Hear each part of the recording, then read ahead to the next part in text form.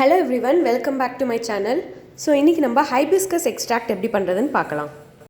So இந்த hibiscus glyceride நம்ம செய்கிறதுக்காக நான் வந்து ஒரு கிளாஸ் ஜாரில் 10 grams ஆஃப் ஹைபிஸ்கஸ் லீவ்ஸ் எடுத்திருக்கேன். இது வந்து காஞ்ச ஹைபிஸ்கஸ் லீவ்ஸு.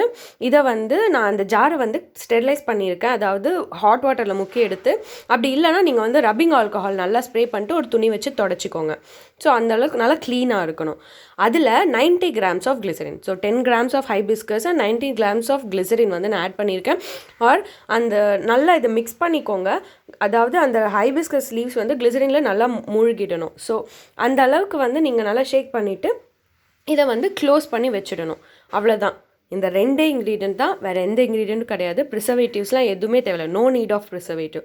ஸோ இதை வந்து ஒரு நாளைக்கு ஒரு வாட்டி ஷேக் பண்ணிக்கோங்க ஃபார் அட்லீஸ்ட் 1 week. 1 week வந்து 1 week கழித்து இது எப்படி இருக்குன்னு நம்ம பார்க்கலாம். ஸோ ஆஃப்டர் 1 week இது பார்த்திங்க அப்படின்னா இந்த கலர் எப்படி சேஞ்ச் ஆகிருக்கு பாருங்கள், கிளிசரினோட கலர். ஸோ 7 daysக்கு அப்புறம் இதை டெய்லி ஒரு வாட்டி நான் ஷேக் பண்ணிவிட்டு வச்சுட்டு தான் இது வந்து 7 days கழிச்சு இந்த மாதிரி இந்த கலரில் இருக்குது. இதை வந்து இப்போ நம்ம ஸ்ட்ரெயின் பண்ணி எடுத்துக்கலாம்.